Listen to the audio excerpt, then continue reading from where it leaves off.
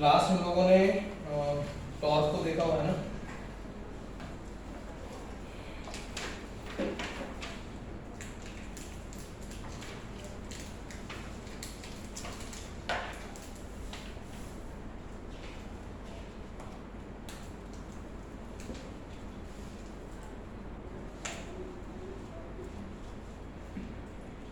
लिखो क्वेश्चन लिखो।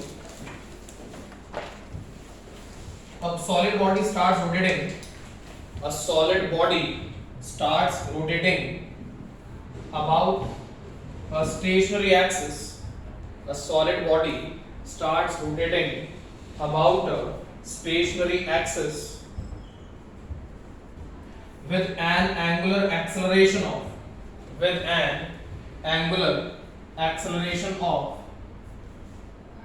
alpha equals to alpha naught cos theta. With an angular acceleration of alpha equals to alpha naught cos theta, where alpha naught is a constant, and theta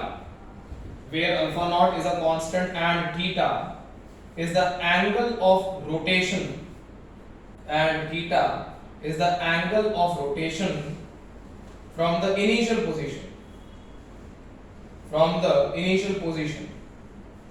Find angular velocity of the body. Initial position.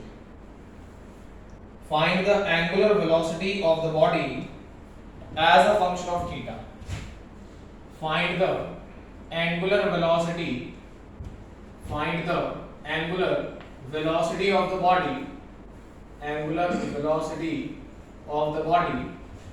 As function of theta. ठीक है, omega निकालना है as a function of theta. क्या बनेगा, कैसे बनेगा? आसान सी बात है, सभी को समझ में आएगा, परेशान मत हो। ये मत सोचना कि लेक्चर में सो गया था तो नहीं आएगा समझ में। आपको अल्फा की इक्वेशन दी, तो अल्फा इज इक्वल टू दिया alpha naught into cosine of theta, तो alpha is a function of theta. यहां से ये तो बेसिकली इक्वेशन से पता लगा। अब इसकी वजह अगर मैं आपसे कल को कह दूं कि अल्फा की बजाय, अल्फा का नाम क्या पहली बात, what is alpha? Angular acceleration. Instead of angular acceleration linear acceleration दी होती है। तो लीनियर एक्सेलरेशन की इक्वेशन दी होती है आपको, कुछ ना कुछ, डजंट मैटर व्हाट, लेकिन आपको कह दिया कि लीनियर एक्सेलरेशन मान लो थीटा का फंक्शन है, तो आपको पूछ गया वेलोसिटी, लीनियर वेलोसिटी थीटा का फंक्शन निकाल दो। ठीक है, हां, इंटीग्रेट vdv/dx। शाबाश, vdv/dx। ठीक है, अब इसका मीनिंग क्या होगा? हमें लीनियर एक्सेलरेशन में क्या पता है? a = a होता है dv/dt लीनियर में, या फिर = d2x/dt², या फिर v dv/dx। आ गया? तो अब यहां पे हम लोग क्या लिख पाएंगे? Alpha = d ω/dt d2 θ/dt² d आई बात समझ में गई? अब आपको ओमेगा थीटा का फंक्शन चाहिए, इसका मतलब अल्फा को क्या लिख दोगे? तो alpha = ω * d ω/d θ alpha naught is a constant into cosine of theta. तो यहां से omega d ω = alpha naught into cosine of theta and d theta. आ गया? ओके, तो यहां से इंटीग्रेटिंग बोथ दी साइड्स, तो omega d ω is alpha naught is a constant integration of cosine of theta and d theta। अब उसने कहां से कहां क्या बोला था? फाइंड द एंगल, नहीं sorry, alpha naught is a constant, theta is the angle of rotation from the initial position। तो इनिशियल पोजीशन से अगर आपका एंगल ऑफ रोटेशन है तो 0 से लेके ओमेगा निकाल दो और 0 से लेके थीटा कर दो। ठीक है, तो क्या बन जाएगा आप देख लो, आंसर बताओ क्या है।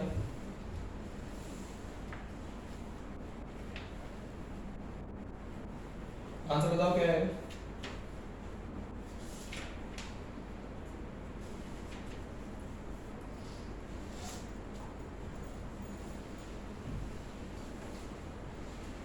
आज आप लोगों को कोई टेस्ट भी है शायद?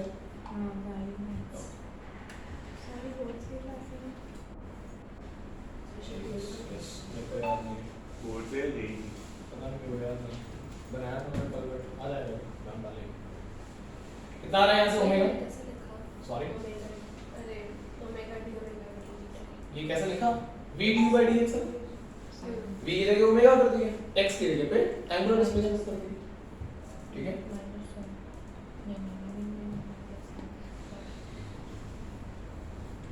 लिखो फटाफट से।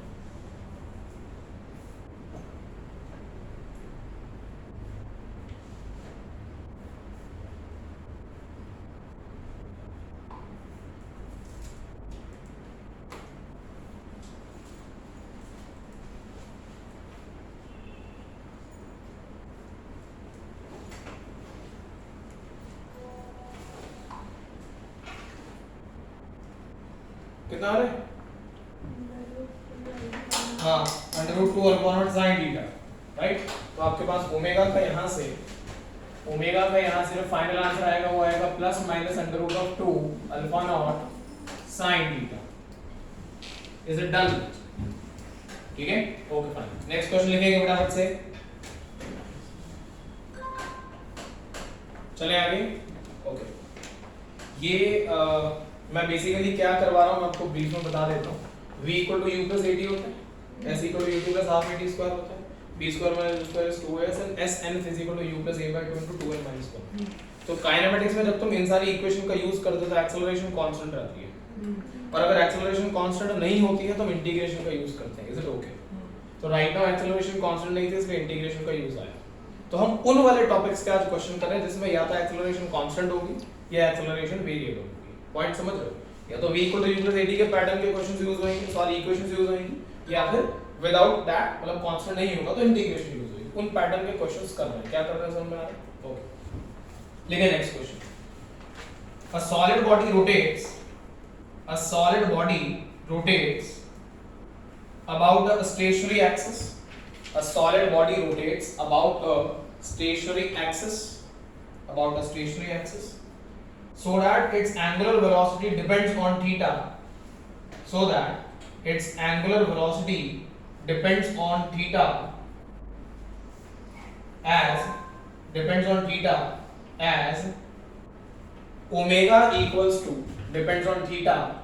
as omega equals to omega naught minus k theta.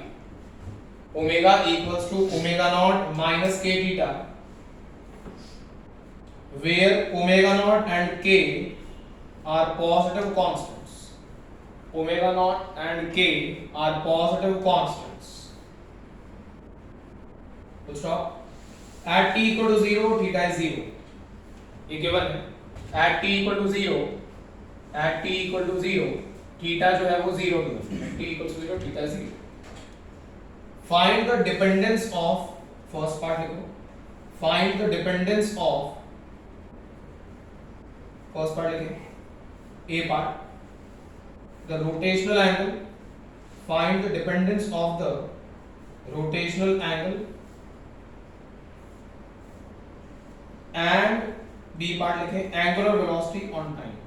Find the dependence of, first part, rotational angle, b part, angular velocity on time. आपको टाइम डिपेंडेंसी फाइंड करनी है, मतलब टाइम का फंक्शन फाइंड करना है, ठीक है। इक्वेशन आपको दी है।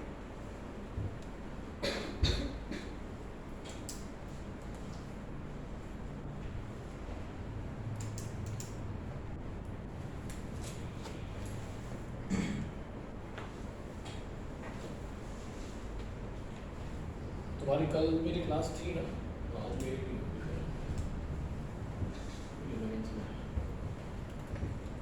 ओके, हो गया? नहीं, जल्दी करो। A solid body rotates about a stationary axis. अच्छा, rotational angle theta. Theta is a function of time t.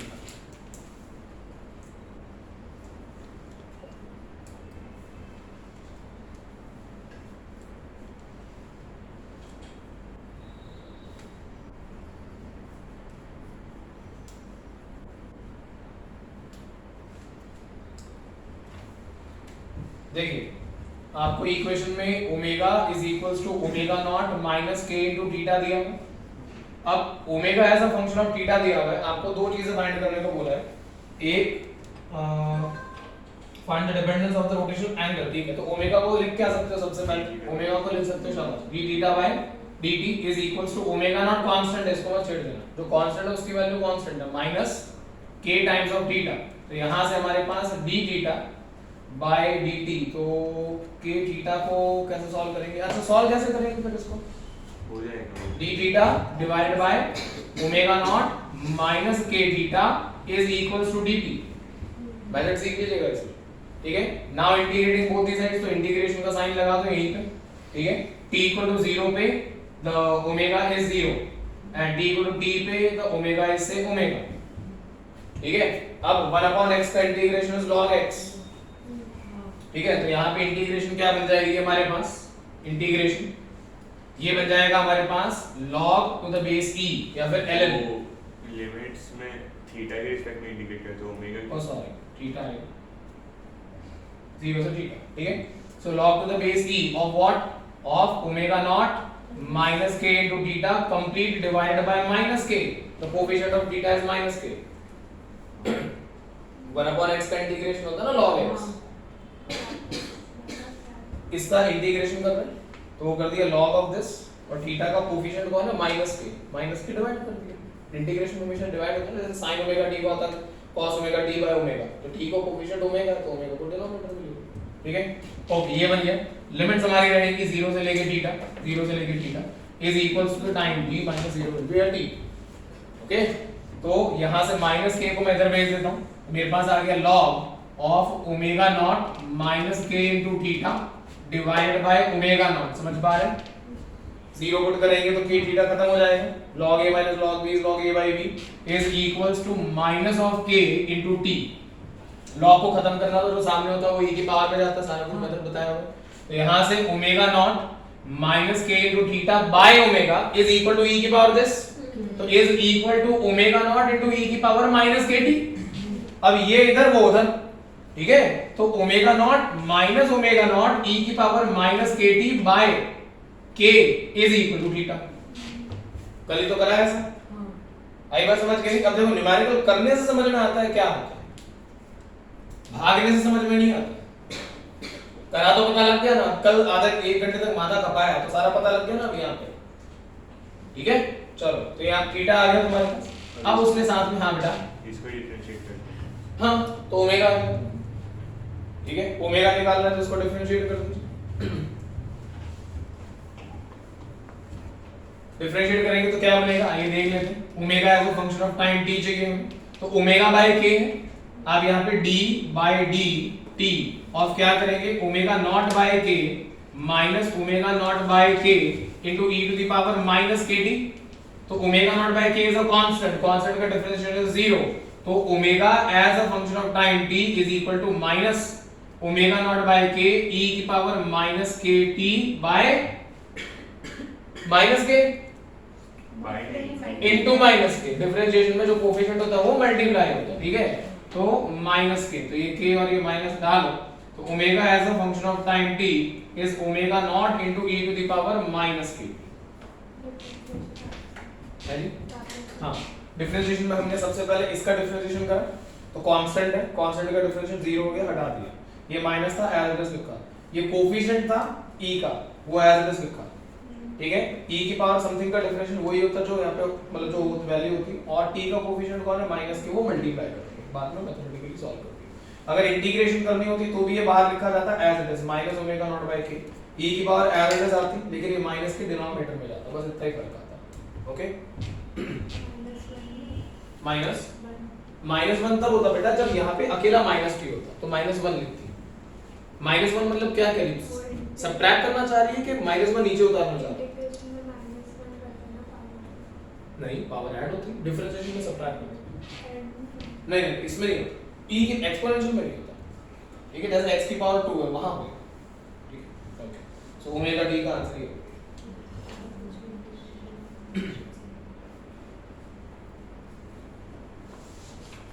आया समझ में सभी को? चलिए आगे।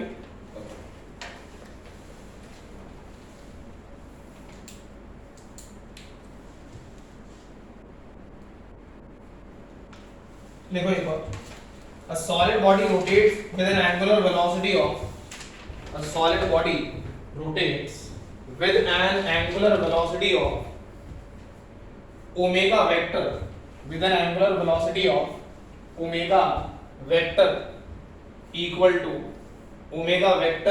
3t I cap, omega vector equal to 3t I cap plus 2t square j cap, 3t I cap plus 2t square j cap radian पर second. हाँ जी 3t I cap plus 2t, अच्छा लास्ट वाला रहने दो, ये बोला last में क्या बोला, 3t I cap plus 2t square j cap radian पर second. Find the magnitude of the angular velocity. Find the magnitude of the angular velocity and angular acceleration. Find the magnitude of angular velocity and angular acceleration at t equal to 1 second. At t equal to 1 second and B part of the question, and the angle between the vectors of the angular velocity and the angle between the vectors of angular velocity and angular acceleration, angle between the vectors of angular velocity and angular acceleration at that moment. मतलब 1 second. At that moment means 1 second. 1 second पे करता होगा यही कुछ. At that moment.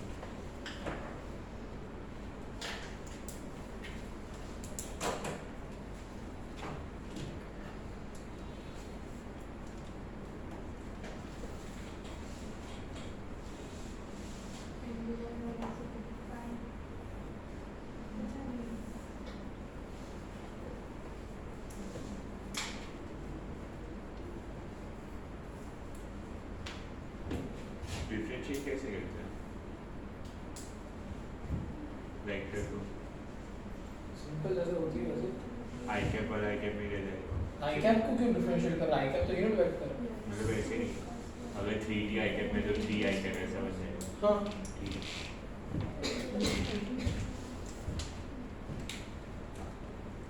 Omega is 3t I cap plus 2t square j cap.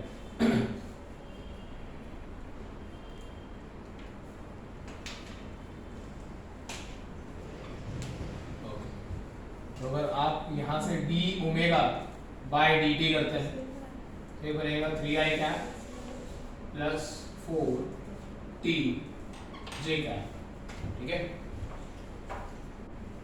Okay अब उसने आपसे हाँ उसके मैग्नीट्यूड के लिए तो नॉर्मली रूट में लाइन प्लस फॉर्म में नहीं सीधा क्यों कर रहे हो अभी, t का फंक्शन है वो। हाँ हाँ t को तो 1 सेकंड पे ऐसा हो जाएगा, ठीक है। तुम t की वैल्यू पुट करके कर रहे हो ना, हाँ तो ठीक। रूट 13 और 5 व्हाट इज, अच्छा रूट 13 इज ओमेगा का मॉड है ना, और उसका 5 तो ये आपके पास अल्फा आ गया, फिर d omega by dt is alpha, ठीक है।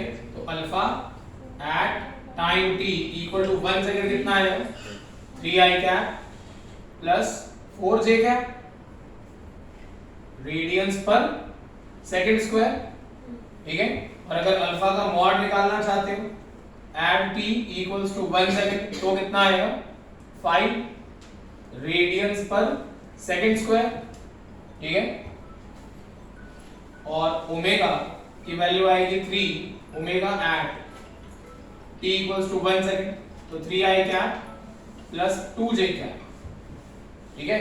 तो ये बन गया हमारे पास इंप्लाइज ओमेगा का मॉड, ओमेगा वेक्टर आएगा यहाँ पे, एंड ओमेगा वेक्टर का मॉड इज इक्वल टू आ गया under root of 9 and 4, so 13 radians पर सेकंड। क्लियर है। और उसने पूछा गया था आपसे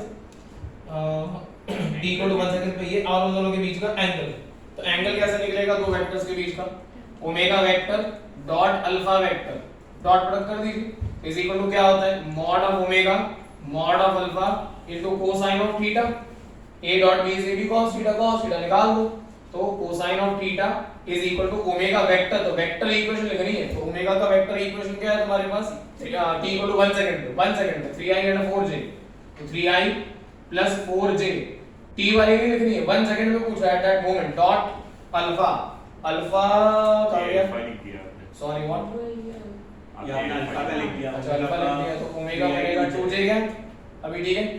और डॉट हो गया तो ये आएगा 3i cap plus 4j cap divided by mod of, एक तो है हमारे पास कितना 5 और एक है अंडर रूट 13। कर लीजिए डॉट प्रोडक्ट, क्या बनता है, ऐड सब्ट्रैक्ट करो यहाँ से, ये 17 या अंडर रूट 17 कुछ तो ऐसा ऑप्शन है, 17 bye 5 root 13, so your theta will be equal to cosine inverse of 17 by 5 root 13, ठीक है। That's it। बेसिक क्वेश्चंस ही करवा रहा हूँ आज, मैं टफ क्वेश्चंस में नहीं जा रहा हूँ इतना, ठीक है। नहीं आया समझ में तो मना करिए, आ गया है तो करेंगे।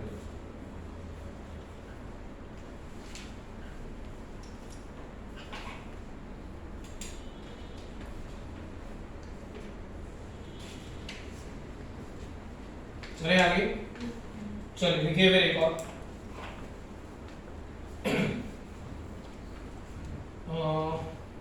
A solid body rotates with a deceleration. A solid body rotates. A solid body rotates with a deceleration about a stationary axis. About a stationary axis with angular deceleration. About a stationary axis with angular deceleration of beta proportional to under root omega. Angular deceleration beta proportional to under root of omega. Under root omega. Where omega is its angular velocity. Where omega is its angular velocity. Full stop. Find the mean angular velocity. Find the mean angular velocity of the body. Find the mean angular velocity of the body averaged. Find the mean angular velocity of the body averaged over the whole time of rotation. Averaged over the whole time of rotation. If at the initial moment of time, angular velocity is omega naught. If at the initial moment of time angular velocity is omega naught. A solid body rotates with a deceleration about a stationary axis with an angular deceleration of beta proportional to alpha. ठीक है, find the mean angular velocity of the body averaged over the whole time of rotation if at the initial moment the angular velocity is omega naught. इसमें वैसा होगा integral omega dt by integral dt सीधा बस okay, under root omega into मतलब d omega by under root omega is equal to integration d omega by dt कर दो बस।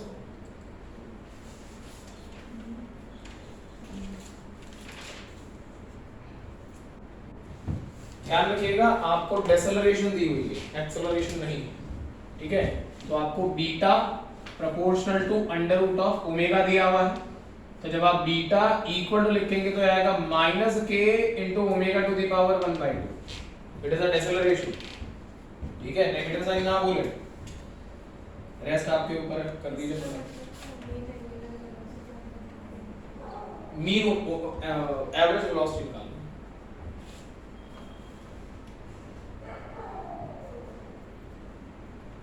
बोले तो जाएगी simple D omega by dt कर दोगे। बीटा को लिख दीजिए डी ओमेगा बाय dt। इस बार आपको अल्फा की जगह बीटा लिख के दिया उन्होंने, सिंबल चेंज है, ठीक है। Is equal to minus of k into omega to the power 1/2, तो d omega by omega to the power 1/2 is equal to minus k dt, ठीक है। Now integrating both the sides, तो minus k and integration dt, तो 0 से लेके d हो गया। Initial omega omega naught है, ओमेगा नॉट से लेके ओमेगा तक का इंटीग्रेशन कर दो। ओमेगा की वैल्यू बताओ कितनी आएगी, ओमेगा की वैल्यू बताओ कितनी आएगी।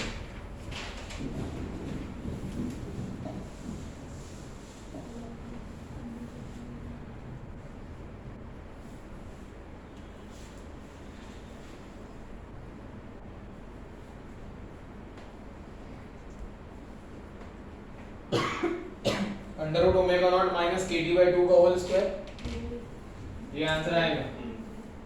Under root omega minus kt by 2 का होल स्क्वायर, ये फाइनल आंसर बनेगा आपका। बन जाना चाहिए, कोई दिक्कत नहीं आनी चाहिए मेरे हिसाब से।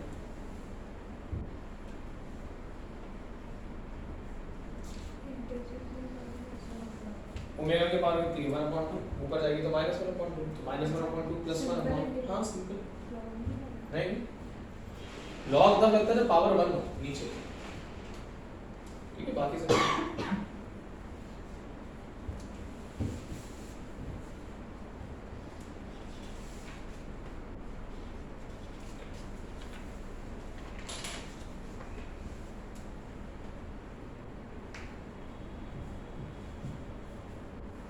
तो इधर ओमेगा नॉट आएगा ओमेगा नॉट है करेक्ट। और मीन ढूंढना है, मीन मतलब तो निकाल लेना mean, average over t2 - t1।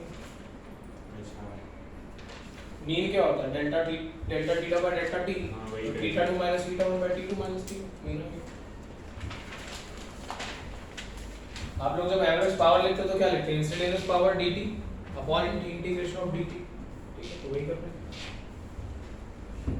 चलिए चलें आगे। हाँ हाँ नीचे वाला फाइनल आंसर।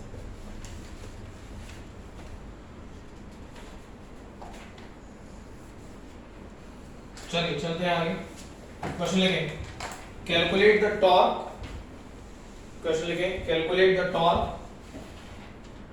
ब्रैकेट में लिखो magnitude and direction, calculate the torque bracket में लिखो magnitude and direction, magnitude and direction about point O, about point O due to the forces shown in the figure, about point O due to the forces shown in the figure,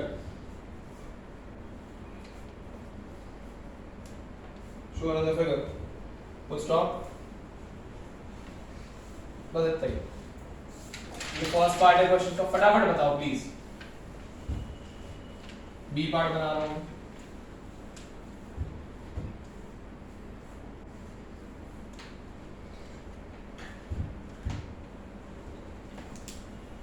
direction अगर axis माननी है कोई, O point के respect में बताया ना बेटा, ऐसे सारे हाँ हो गई। तो 30 न्यूटन मीटर का अंदर लगेगा। ओके क्रॉस, हाँ क्रॉस, एंटी क्लॉकवाइज या clockwise, clockwise, clockwise anti clockwise बताना चाहिए, क्लॉकवाइज। क्लॉकवाइज। इस क्वेश्चन में टाइम मत लगाइएगा, बेकार सा क्वेश्चन है, बस दे रहा हूं ताकि आपको प्रैक्टिस हो जाए एक बार काम करने की।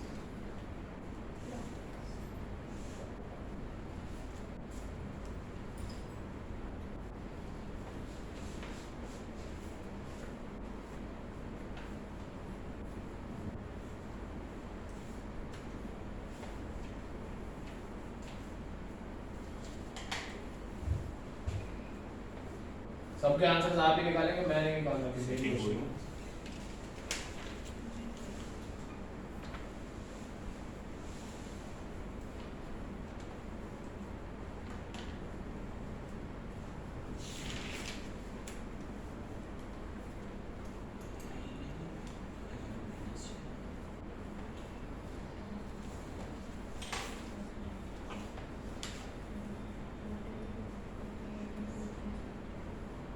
चलिए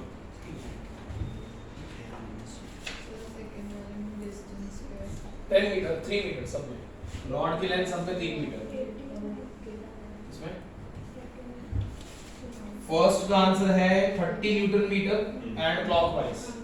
फर्स्ट का टॉर्क का आंसर है about point O 30 newton metre clockwise, हो गया है। सेकंड का आंसर है 18 न्यूटन मीटर एंटी क्लॉकवाइज, हाँ जी आउटवर्ड आएगा तो एंटी क्लॉकवाइज, ठीक है। So torque about point O for the second one is 18 newton metre anti clockwise, ठीक है। थर्ड का भी आंसर लिख रहा हूं, कितना थर्ड का 23, हाँ okay 23 and what outside the paper, मतलब हाँ okay 23 anti clockwise newton metre. इसमें मतलब ऑप्शन जैसा क्वेश्चन में दिया है मैं उसके हिसाब से चल रहा हूँ। कुछ एक में उसने आउटसाइड द पेपर के ऑप्शंस दिए हैं, कुछ एक में क्लॉकवाइज एंटी क्लॉकवाइज दिए, तो जैसा है वैसा मैं लिख रहा हूँ, आप चेक करिएगा। फोर्थ वाले में जैसा -7 में, नाउ जस्ट चेक के -7 आ रहा है कि नहीं आ रहा। Newton metre, the dog is going inside the paper. Clockwise कह लो तो भी चलेगा, इनसाइड द पेपर कह लो तो भी चलेगा। तो आपकी कॉपी में एक वर्ड जाएगा। ये ऑप्शंस दिए, मतलब करेक्ट ऑप्शंस है। नहीं आ रहा है तो मुझे बताइए, टाइम लेके आई सॉल्व। आपसे क्वेश्चन हो जाना चाहिए प्लीज। 23 अनन्या, अरे डाउट लेके नहीं जाएंगे घर पे, ये बात ध्यान रखिएगा। Don't take your doubts at home. काफी सारे ऐसे बच्चे हैं जो कल तक नहीं थे, मैंने इसलिए ट्रैक चेंज करा है। मैं अगेन नेक्स्ट लेक्चर तक वापस उसी ट्रैक पे आ रहा। कल हमने बढ़ा दिया था चीज़ों को बहुत, ठीक है। एक बार छोटी छोटी बातें वापस आ जाएंगी तो आपको आसानी होगी वापस से। डन, सारे आंसर मैच हो रहे हैं।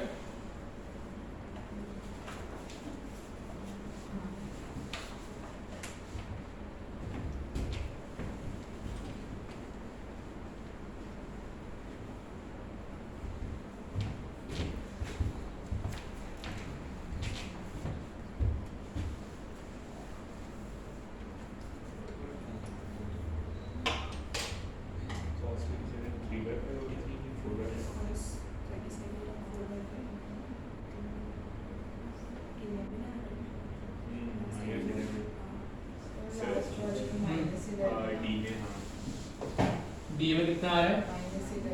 ओके, देख लेते हैं।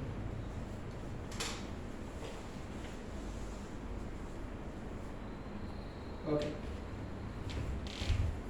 पहले तीन हो गए, मेरे को जरूरत है कुछ पहले तीन में। -11, लेट अस सी। ओ पॉइंट के रेस्पेक्ट में निकालेंगे तो आर वेक्टर ऐसे है 5 न्यूटन का, तो r cross F this has the tendency of moving in anti clockwise direction, ठीक है। अब इस वाले में अगर मैं बात करूंगा तो ये कंपोनेंट मेरे पास 37 डिग्री था ना, ये ओ सॉरी मेरी गलती है, इसलिए -11 आ रहा होगा आपका। यहाँ पे एक और फोर्स लिखा हुआ है 10 न्यूटन। अभी देखो क्या आ रहा है, ये फोर्स में मिस हो गया, मेरा मिस हो गया, बताना 10 न्यूटन। ये टॉर्क में हेल्प करेगा, वो नहीं होता पर ओके। और कोई फोर्स तो मैं मिस नहीं कर गया? नहीं, बस इतना ही दिया। अब भी नहीं आ रहा तो फिर लेट अस सी। नहीं आ रहा, ओके फाइन। तो ये फोर्स कितना आएगा बेटा? 10 कोसाइन ऑफ 37 डिग्री, ठीक है, हाँ, व्हिच इज 8 न्यूटन, करेक्ट है। तो now this is our r vector for this force, r cross F, ठीक है। आर क्रॉस एफ तो हो गया 2 * 8 16 और ये कितना था 5, हाँ ठीक है। तो ये वाला आपका आएगा क्लॉकवाइज, ठीक है। तो 16 और ये है 5, हाँ तो फिर 11 ही आएगा, करेक्ट, ठीक है। उन्होंने एंगल का कुछ ना कुछ पंगा लिया होगा, इसलिए उनका साथ आ रहा है, ठीक है। हाँ -11,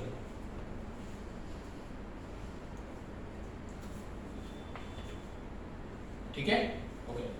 उसको देखो फिर, find the torque about point O। कोई एक लेंथ करो, लेंथ, एक minute, length is d, square plate है, ठीक है। तो we have a square plate. Arya, उस क्वेश्चन में कोई प्रॉब्लम है? ओके, कौन सा? ये आर क्रॉस एफ लगा दिया और इसमें भी आर क्रॉस एफ लगा दिया। इस वाले में तो टॉर्क लगेगा ही नहीं, वो तो अलाउड तो नहीं है, एंगल 180 डिग्री हो जाएगा। तो बस इन दोनों को सब्ट्रैक्ट कर दिया, ठीक है।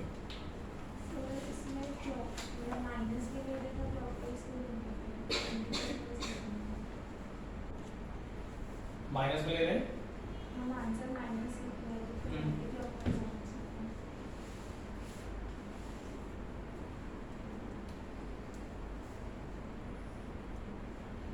ओके। तो माइनस को इससे मल्टीप्लाई कर रही है, राइट? हाँ, दैट इज ओके। अगर आप ये करना चाहते हो तो या तो एंटी क्लॉकवाइज लिख लो या 7 सॉरी कितना था 11 साइन नहीं लगा रहे हो तो फिर क्लॉकवाइज कर लो, ऐसा करेक्ट। भाई negative into upwards is downwards, है ना, वो ऐसा कहना चाहेंगे। आप 11 न्यूटन मीटर लिख रहे हैं क्लॉकवाइज, तो 11 न्यूटन मीटर क्लॉकवाइज लिख दीजिए, ऐसा कहना चाहेंगे। करेक्ट, ठीक है। तो वो पॉइंट के रेस्पेक्ट में देखिए कितना आ रहा है, side of the square is b। Next question में बताता हूं, करते जाओ फटाफट से, इन क्वेश्चनों में मेरी जरूरत नहीं है आपको।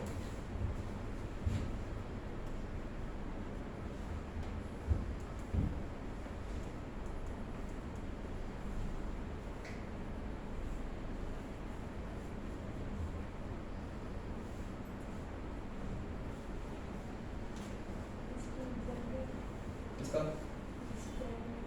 एक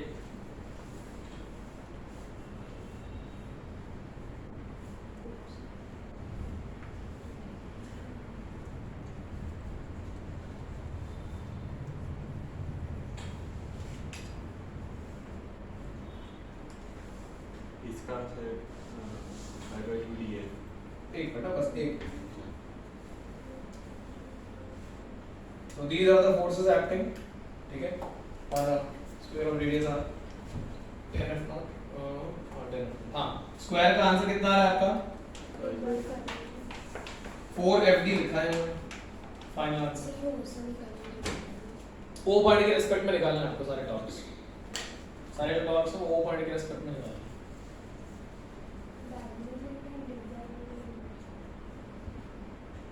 तेरी इच्छा, बेसिकली हाँ मैं समझ गया, परपेंडिकुलर डिस्टेंस वाला कांसेप्ट लगाना चाहिए।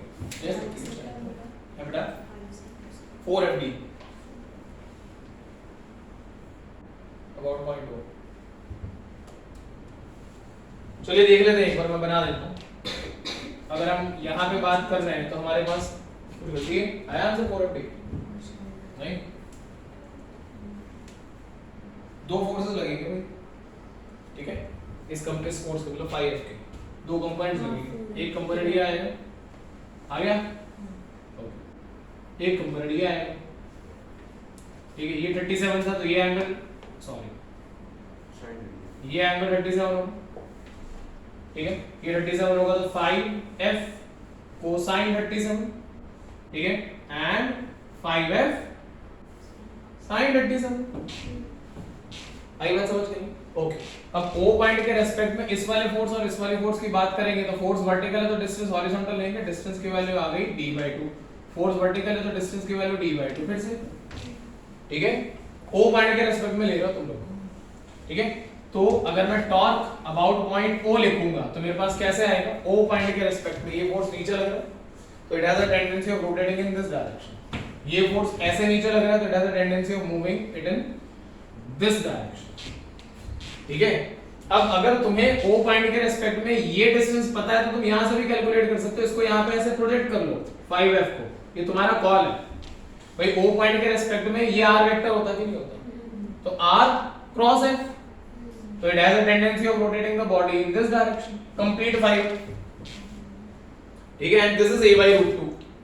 या तो ये कर लो या फिर क्या कर लो, एक बार देख लो, मैं बता देता हूं। ये ऐसा आपका स्क्वायर प्लेट है, अब इस पे क्या हो गया, इस कोने पे क्या हो गया, एक फोर्स इधर लग रहा है, कितना 5f cos 37, cos 37 इज 4/5, इसका मतलब 4f का जो फोर्स है वो इधर लगा दो और ऊपर लग रहा है तो इस पर्टिकुलर पॉइंट पे ऐसे एक फोर्स लगा दो, 5f sin 37 इज 3/5, तो 3f फोर्स को नीचे ऊपर से मतलब नीचे से ऊपर लगा दो। अब O पॉइंट के रिस्पेक्ट में बात कर रहे हो तो फोर्स लग रहा है वर्टिकल तो डिस्टेंस ले लो d/2, फोर्स लग रहा है हॉरिजॉन्टल, डिस्टेंस ले लो d/2, मतलब डिस्टेंस आएगा वर्टिकल नहीं आ सकता, या तो ये दोनों ले लो ऐसे या फिर कर दो a/√2 * 5 में कोई लगन से, ठीक है। चलो आ जाओ, तो निकाल लेते हैं कितना वैल्यू बनता है टॉर्क अबाउट पॉइंट O। तो clockwise is positive, anti clockwise is negative, clockwise को तो पॉजिटिव लेते हो, ठीक है, ओके। तो हमारे पास आएगा minus of 2f into d/2 plus f into d/2, clockwise positive, anti clockwise negative, हमेशा सर नेगेटिव उल्टा बोलते क्या एंटी मैंने बोला था कि क्लॉकवाइज एंटी-क्लॉकवाइज पॉजिटिव और क्लॉकवाइज नेगेटिव। एंगल भी तो एंटी क्लॉकवाइज पॉजिटिव हाँ एंटी पॉजिटिव आपने हमेशा यही बोला है।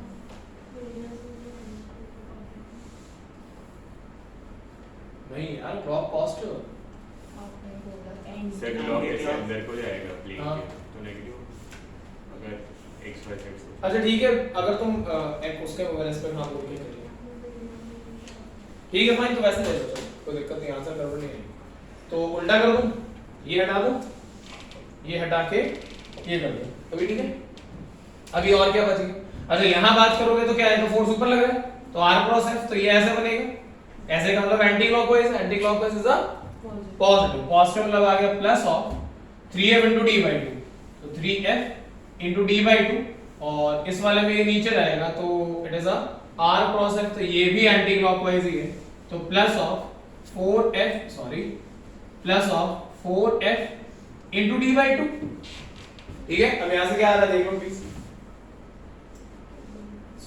सॉर्ट करो इसको फटाफट से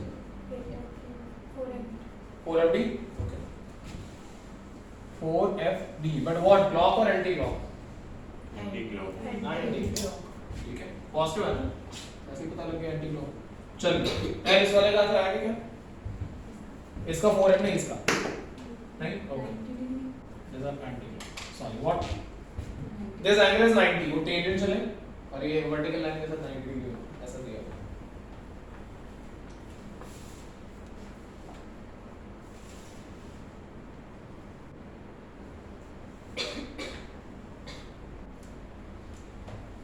बेसिकली उससे ये एंगल 90 रहेगा पहले ठीक है चलिए करिए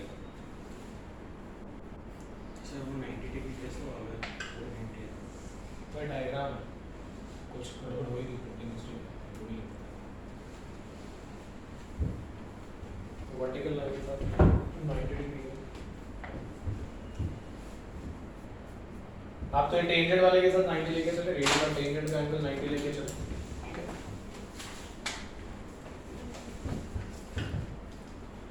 f0 5 f0 10 f0 ठीक फाइन करो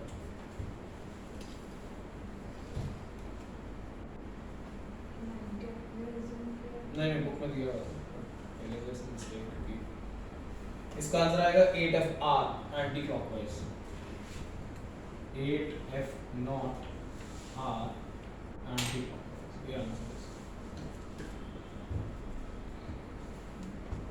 थोड़ा सा जल्दी करो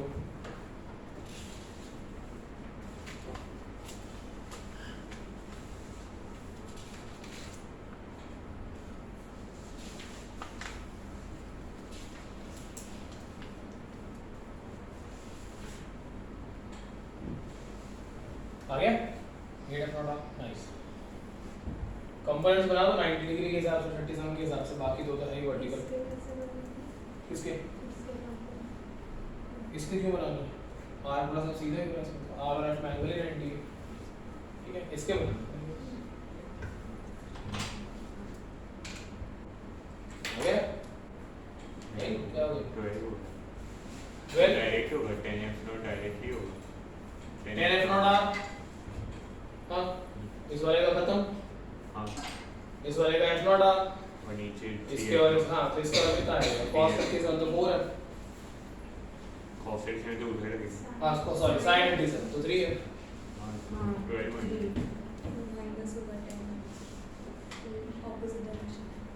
10f0 वाला ऐसे घूम रहा है अच्छा ठीक है हो गया सर हो गया f0 वाला ऐसे घूम रहा है और ये वाला नीचे लग रहा है तो ऐसे घूम रहा है ठीक है 3f0 वाला इसका तो है ही 0 डन ओके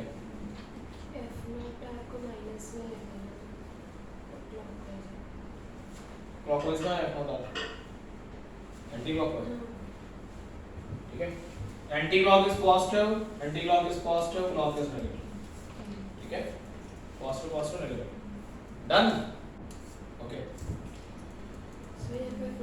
आंसर क्या है हाँ नहीं क्यों हाँ अच्छा हाँ sin 37 तो सही था आंसर है ना 8f का ठीक है देखो एक और क्वेश्चन स्पीड में करो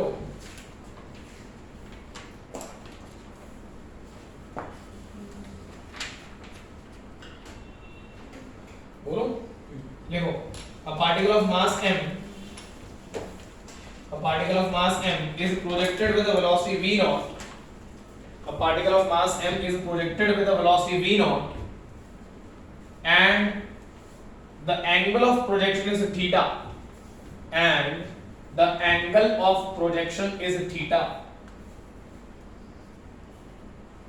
Full stop. Find the torque of the weight of the particle. Find the torque of the weight of the particle after time. Find the torque of the weight of the particle after time t equals to v naught sin theta by g. After time t equals to v naught sin theta by g. ये question आपको करना है, फटाफट बताइए क्या होगा। Class में कर चुके हैं same pattern.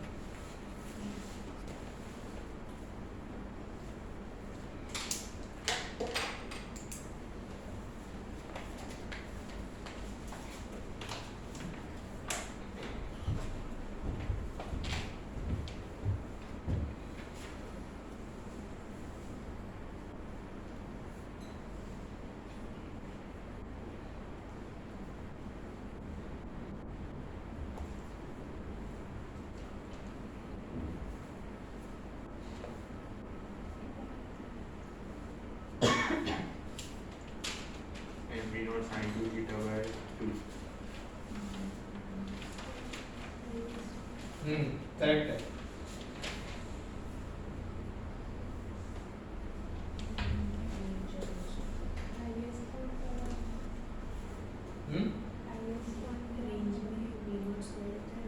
Highest point, yes इतना मत सोच। रेंज पे time half of the time दिया ना बेटा। रेंज का फार्मूला तो टाइम ऑफ फ्लाइट का formula 2v naught sin theta by g होता है। खुशी v naught sin theta by g पे पूछा हाईएस्ट पॉइंट पे। So the answer is half m v naught square sin 2 थीटा। इसका आंसर आना चाहिए टॉर्क का half m into v naught square या इनिशियल स्क्वायर वेलोसिटी का स्क्वायर sin 2 थीटा।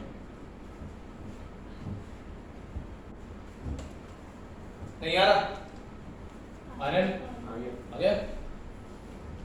वो नेक्स्ट क्वेश्चन है, टॉर्क अबाउट पॉइंट को बताइए उसका। कैसा? क्या चीज? Torque equal to r cross F लगा दीजिए। ये y एक्सिस है, ये x एक्सिस है। आपने इस डायरेक्शन में पार्टिकल को v नॉट की स्पीड से थ्रो करा, पार्टिकल ऐसे जाता। ये एंगल ऑफ प्रोजेक्शन आपको थीटा दिया हुआ है, t equal to v naught sin theta by g पे जो वेलोसिटी होगी यहाँ पे वो v naught into cosine of theta होगी। तो पार्टिकल हाईएस्ट पॉइंट पे होगा, half of the time of flight है। तो पार्टिकल यहाँ पे तो नीचे की डायरेक्शन में पार्टिकल का वेट mg लगेगा। ये जो गैप है ये होता है r/2। r/2 तो what is range? Range is v naught का square into sine of 2 theta divided by g। इसका आधा करना है, इसका आधा मतलब हो गया v naught square sine 2 theta divided by 2g। ठीक है, तो torque is equal to r cross f। तो r हो गया आपका ये, f हो गया ये, r और f में एंगल इज 90, मल्टीप्लाई कर दीजिए, आंसर हो गया। ठीक है, आया समझ?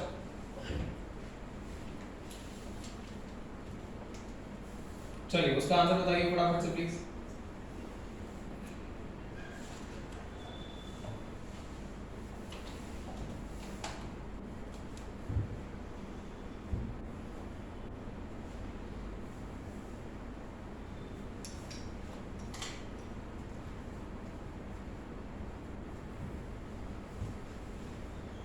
ये रब कर रहा हूं मैं मानव, ठीक। हाँ ठीक है। कर ले कर ले।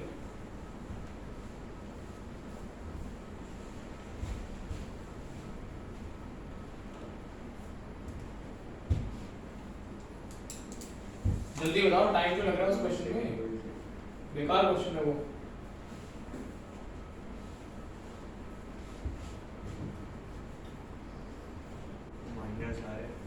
माइनस आ रहा है, पहल क्या है? 0। तो आंसर इज 0।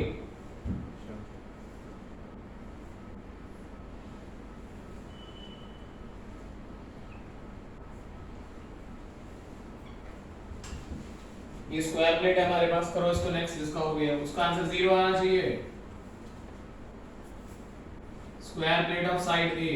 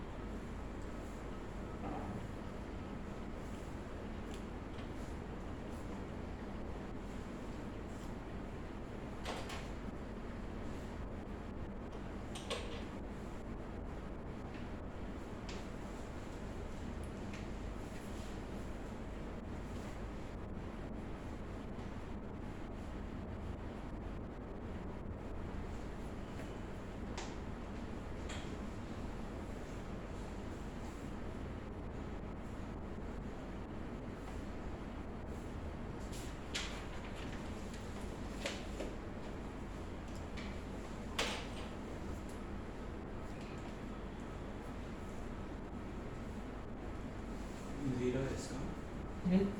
हाँ जी उस वाले का 0, इस वाले का टॉर्क कैसे आएगा, ठीक है। इस वाले में बात करोगे तो R क्रॉस F, तो आपका टॉर्क ऐसे बनना चाहिए, ठीक है। और इस वाले का 0, इस वाले का, ठीक है। और इस वाले पॉइंट की बात करोगे तो R वेक्टर जो है वो ऐसे नीचे जा रहा है, F वेक्टर ऐसे ऊपर जा रहा है, तो R क्रॉस F तो it should have torque like this. चलो देख लो, ठीक है। नहीं पता लग रहा है तो आप कंपोनेंट्स कर लीजिए, मेरे को तो भी चलेगा, आपको जैसे कंफर्टेबल है वो करें। इस फोर्स के दो कंपोनेंट्स बना लीजिए, एक कंपोनेंट ऐसा आएगा, एक कंपोनेंट ये आएगा। वो वाला नहीं गिनाया फिर। हाँ नीचे जो दो कंपोनेंट बने उसमें जो वर्टिकल, तो ये खत्म हो जाएगा, हाँ। ठीक है। सिर्फ ये वाला बचेगा। अब ये वाला बचेगा तो फोर्स एक तरीके से इधर लग गया, कितना लग गया, F cos 37 लग गया, सॉरी F cos 30 लग गया, तो R क्रॉस F बन गया ऐसे। cos पे भी। तो यार cos आएगा, sin आएगा, sin 30 कर लो। डायरेक्शन तो वही बनेगा टॉर्क का, टॉर्क का डायरेक्शन चेंज नहीं होता है कंपोनेंट्स के कारण, ठीक है। हाँ RF/2 हाँ होगा, ठीक है भाई। और उधर भी RF/2 लग रहा है यहाँ पे हाँ, इसके अंदर आपको कंपोनेंट तो नहीं करने पड़ेंगे। R का कंपोनेंट ले लो। हाँ R के कंपोनेंट ले लो, तो एक कंपोनेंट ये आता ऐसे और एक कंपोनेंट ऐसे आता। उस वाले का काम है वो R/2 होगा। इसमें आपका R वेक्टर बेसिकली इस पॉइंट पे इधर जाएगा और फोर्स आपका ऐसे लग रहा है, तो R क्रॉस F। हाँ ठीक है, हाँ बोल क्या करें। वो भी RF/2 हो गया, तो ये R sin थीटा है, हाँ RF/2 हो गया, करेक्ट है। तो खाली वो वाला फोर्स बचा ना, ये दोनों अपोजिट डायरेक्शन है, हाँ तो ये ऐड हो गए, सेम डायरेक्शन, ठीक है। एरो पहले बनाया करो, सर्कुलर मतलब सेंस ऑफ रोटेशन पहले बनाया करो, उससे फटाफट पता लगता है कि कौन ऐड होगा कौन सब्ट्रैक्ट होगा, खत्म हो गया। हाँ इसका मैं बता रहा हूँ, एक मिनट। इसका है 2 सॉरी, अच्छा इसमें एक मिनट देखना पड़ेगा, पूछा क्या फाइनली इसमें।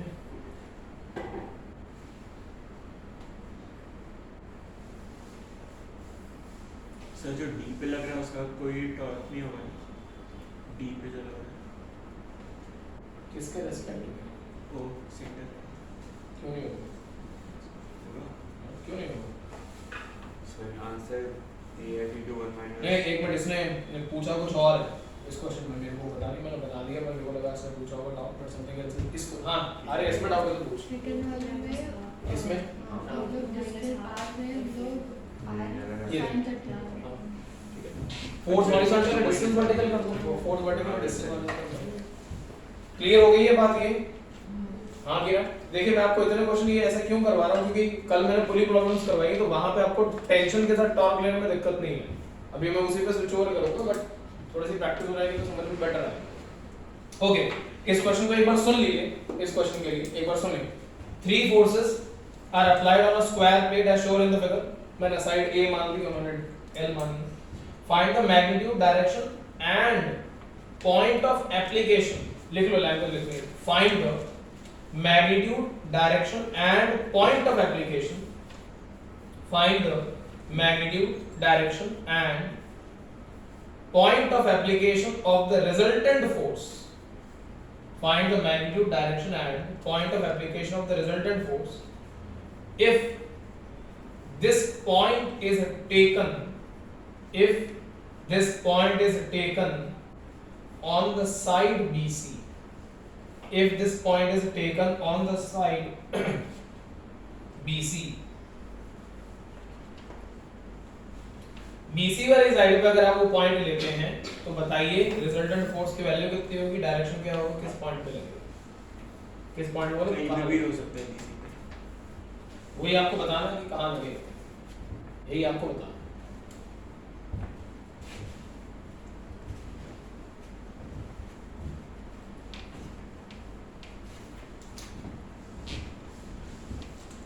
इसका जीरो आ गया सभी का, ओके।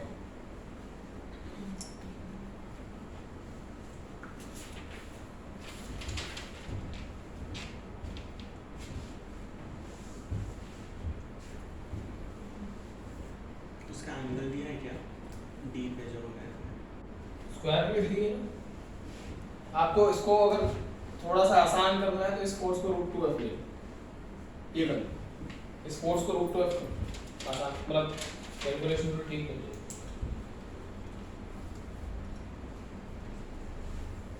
स्क्वायर प्लेट एंगल क्यों देगा वो?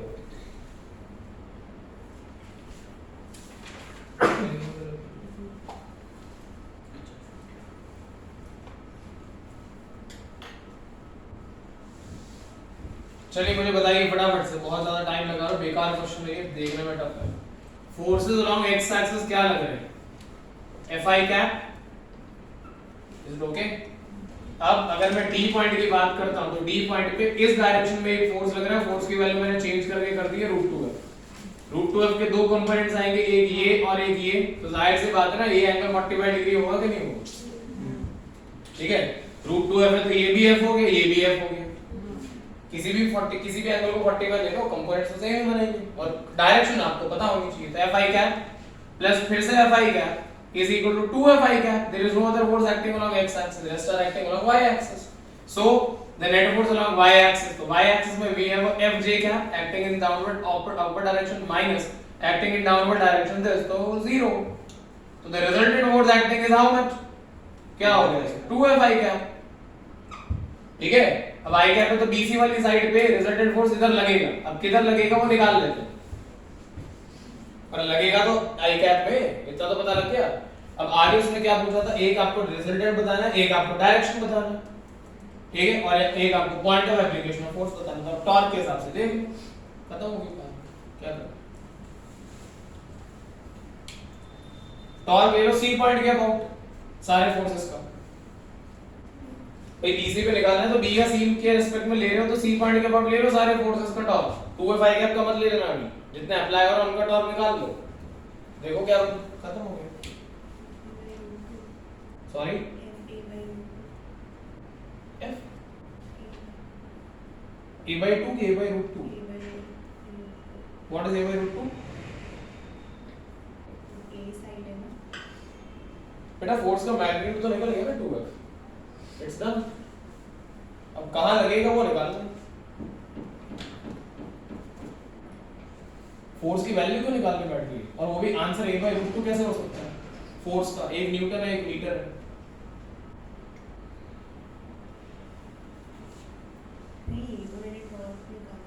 अच्छा टॉर्क अच्छा टॉर्क का आंसर नहीं है इसमें, टॉर्क इज नॉट, हां चाहिए, हां सी पॉइंट के अबाउट अगर ए वाले पॉइंट की बात करोगे तो सी पॉइंट के रेस्पेक्ट में टॉर्क ए वाले पॉइंट का जो आएगा वो क्लॉकवाइज आएगा, ठीक है, clockwise is what negative. C point के रेस्पेक्ट में इस वाले एफ की बात करोगे फिर से क्लॉकवाइज आएगा, clockwise is again negative. C point के रेस्पेक्ट में अगर √2f की बात करोगे या फिर सी पॉइंट के रेस्पेक्ट में इन दोनों कंपोनेंट्स की बात करोगे तो ये डिस्टेंस आएगा, फोर्स हॉरिजॉन्टल तो डिस्टेंस वर्टिकल आएगा, तो r क्रॉस f तो this F has a tendency of rotating in this direction and C point के रेस्पेक्ट में ये फोर्स है डायरेक्ट ले लो मतलब हाँ कोई बात नहीं ये डिस्टेंस आएगा वर्टिकल आपका सॉरी फोर्स आएगा वर्टिकल तो डिस्टेंस हॉरिजॉन्टल तो again it has a tendency of rotating in this direction या फिर क्या कर दो सीधा r क्रॉस f तो √2f also has a tendency of rotating in this direction मैंने आपको दोनों बता ठीक है तो ये बनाएगा आपके पास अब clockwise negative anti clockwise positive ठीक है नेट टॉप को 0 कर दो तो दो नेगेटिव वालों को एक तरफ लिख दो पॉजिटिव वालों को एक तरफ लिख दो f f कट जाएंगे आंसर बन जाएगा ठीक है टॉर्क आया फिर क्या टॉर्क आया फिर तो आप निकाल लिया अब डिस्टेंस निकालना है जिस पॉइंट पे फोर्स लगेगा तो कैसे अच्छा मतलब 2fi की वजह से हाँ। नहीं टॉर्क लगेगा हाँ तो वो कहाँ लगेगा ऐसा पूछ रहा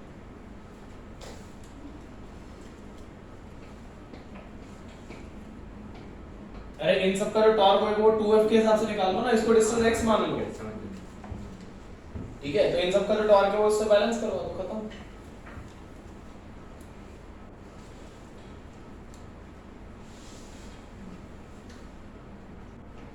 अगर आप मेरी बात नहीं समझ पा रहे हैं तो मैं ये कहना चाह रहा हूँ f और √2f से बनने वाला जो नेट टॉर्क है विल बी इक्वल टू इस 2f से बनने वाला नेट टॉर्क तो C पॉइंट से अगर मैं इस डिस्टेंस को x मान रहा हूँ तो √2 into x and some angle if it is there तो torque is equal to r cross f तो इस पे मैं एक बार r cross f लगा दूंगा इनका r cross f में निकाल चुका हूं दोनों को इक्वेट कर दूंगा खत्म हो गया x ऑब्वियसली आ ही जाएगा ना दोनों तरफ f कैंसिल हो जाएगा हां सर हाँ जी हाँ जी बिल्कुल मैंने ये डिस्टेंस x माना है तो आपको ये डिस्टेंस लेना पड़ेगा फोर्स हॉरिजॉन्टल तो डिस्टेंस वर्टिकल ठीक हाँ जी बेटा नहीं वो 45 डिग्री हो जाएगा यस 45 डिग्री होगा तो आ जाएगा मेरी बात समझ नहीं आई है क्या आएगी हाँ जी सर यहाँ पे D पॉइंट में निकालना है तो हम डायरेक्टली वर्टिकल डिस्टेंस से ले हाँ, सकते शायद। हैं हाँ ले लीजिए ये ले लीजिए ये भाई नहीं हाँ। C पॉइंट है और √2f ऐसे है तो परपेंडिकुलर ही होगा ओके हाँ तो √2f into b ले लीजिए साइड b ले लीजिए करेक्ट और A में हम डायगोनल ले रहे हैं तो √2a into f हाँ जी a by तो वो नेगेटिव है पॉजिटिव हाँ, सॉरी a by √2 सही है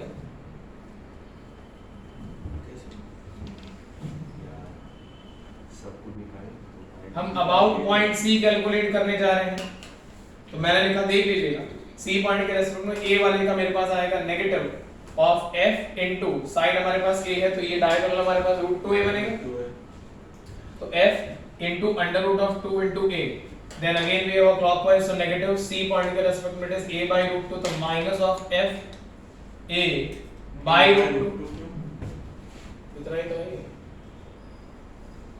ये √2a का आता C पॉइंट नहीं के लेंगे अरे बेटा C पॉइंट के रेस्पेक्ट में डिस्टेंस ये है ना ये क्यों लेगा C पे C पॉइंट के रेस्पेक्ट में B पे लग रहा है फोर्स हाँ लग रहा है तो डिस्टेंस तो ये लेंगे परपेंडिकुलर डिस्टेंस है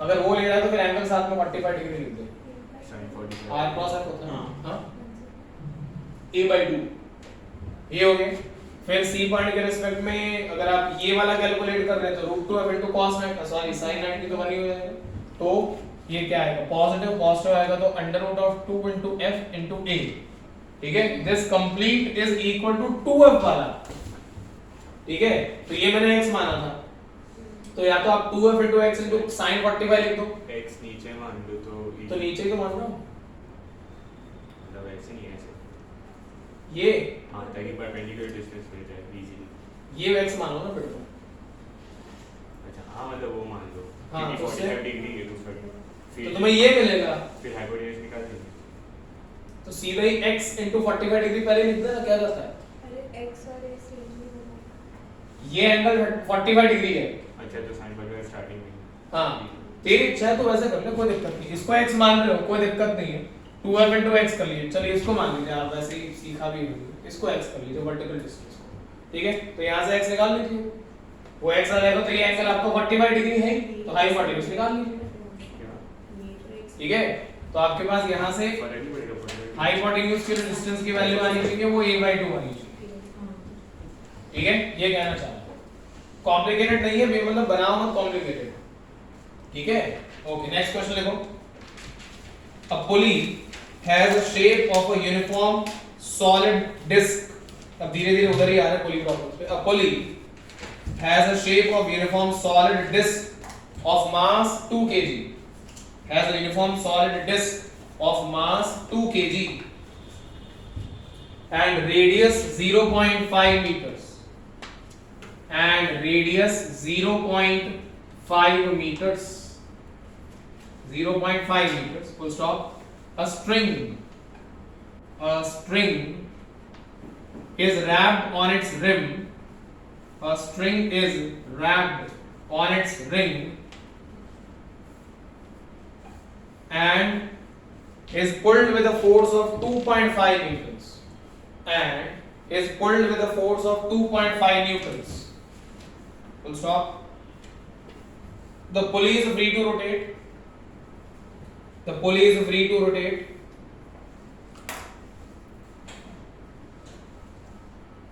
Full stop. Initially the pulley is at rest. Initially the pulley is at rest. Find the angular velocity and angle rotated by the pulley after in.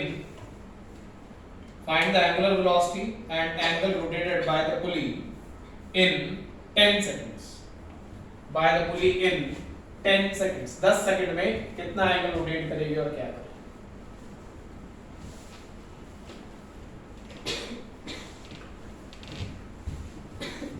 चलो बताइए।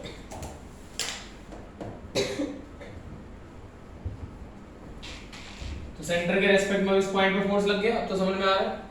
ठीक है, तो सेंटर पॉइंट O के respect में R vector ऐसे आएगा, तो R क्रॉस F करोगे तो ये पुली को ऐसे घुमाएगा। ठीक है, तो पुली आपकी इस डायरेक्शन में घूमेगी। कल भी हम लोग ऐसी बातें कर रहे हैं। ठीक है, आया समझ में? R क्रॉस F लगा दीजिए। तो पहली बात ये कि पुली का moment of inertia about its central axis, क्योंकि पुली सेंटर से फिक्स्ड है, तो moment of inertia of the disc, भाई pulley is in the shape of a disc ना, तो डिस्क का मोमेंट ऑफ इनर्शिया कितना होता है?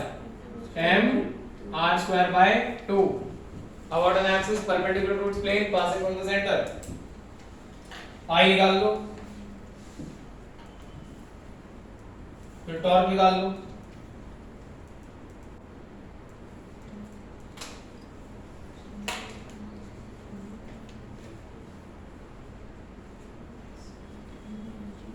मास दिया हुआ है, r दिया हुआ है, तो I आ जाएगा 1/4 kg मीटर स्क्वायर। क्या चीज? ओमेगा कितना आ रहा है? हाँ, ओमेगा इज 50, करेक्ट।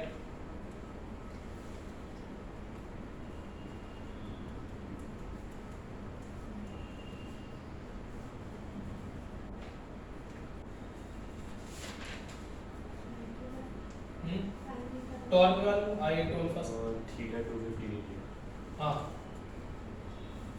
अल्फा आ गया।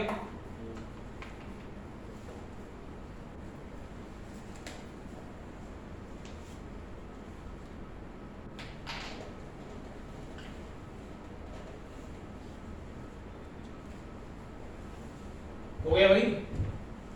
Torque toe is r cross f, r cross f, तो रेडियस कितना है आपका? 0.5, तो 1/2 हो गया इनटू 2.5 न्यूटन का फोर्स हो गया, is equals to I into alpha. ठीक है, तो 2.5/2 इनटू I की वैल्यू कितनी आ रही है? What is I? Sir R कटेगा ऐसे क्यों लिख रहे हो? मतलब m/2 में d/2 करते हैं, क्या है मार्क्स पर? अल्फा 5 आएगा फाइनली। ओके फाइन, तो इसको निकाल लेना। अल्फा की वैल्यू आपके पास 5 रेडियंस पर सेकंड स्क्वायर आ गई। ठीक है, अल्फा आ गया। अल्फा के बाद क्या करोगे? Omega is equal to omega naught plus alpha into t. ठीक है, उसके बाद और क्या पूछा उसने? थीटा। थीटा पूछा तो ये लगा दीजिएगा, theta is equal to omega naught into t plus half alpha into t square. That's it. ठीक है, थीटा फाइंड करना है तो ये तो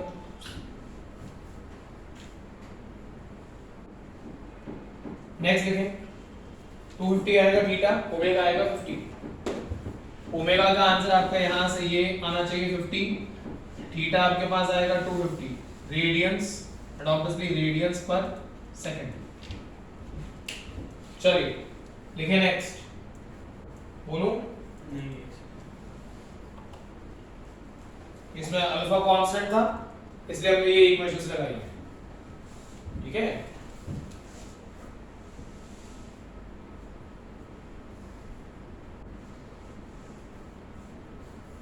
लिखें फिर, a wheel is rotating at a speed of 120 rpm. A wheel is rotating at a speed of 120 rpm. rpm मतलब revolutions per minute, ठीक है। About an axis 120 rpm about its axis, and is brought to rest by applying a constant torque, and is brought to rest by applying a constant torque for 4 seconds, by applying a constant torque for 4 seconds. So stop. Find the number of revolutions completed by the wheel. Find the number of revolutions completed by the wheel before it stops. Find the number of revolutions completed by the wheel before it stops. चलिए करिए।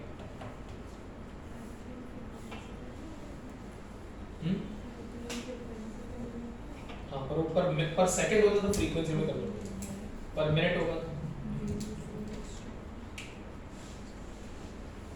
Torque भी है ना, nothing मतलब else. उसके terms नहीं आएगा। हाँ क्या, नहीं क्यों, अब wheel is rotating at 120 RPM आपको दिया हुआ, तो उससे आरपीएम में मतलब रेवोल्यूशंस पर मिनट है, उससे ओमेगा नॉट निकालो ना, स्पीड कितनी है, रेडियल वेलोसिटी कितनी है, angular velocity sorry, angular acceleration alpha निकालने के लिए टॉर्क की कोई वैल्यू नहीं क्यों चाहिए, फाइनली तो रेस्ट पे आ गया ना। आप पहले ओमेगा निकालिए, ओमेगा का वैल्यू होएगा 2 पाई इनटू n। अच्छा मतलब 4 सेकंड पे रेस्ट कर रहे हैं तो हाँ। ये अल्फा हो जाएगा। हाँ नंबर ऑफ रेवोल्यूशंस पर दिए वो आपको दिए हुए, ठीक। तो 2 पाई इनटू आपको दिया हुआ 120 रेवोल्यूशंस पर मिनट है तो पर सेकंड कर दोगे तो बाय 60, ठीक है। बाय 60 का मतलब हो गया ये 2, तो ये हो गया 4 पाई, क्या रेडियंस पर सेकंड।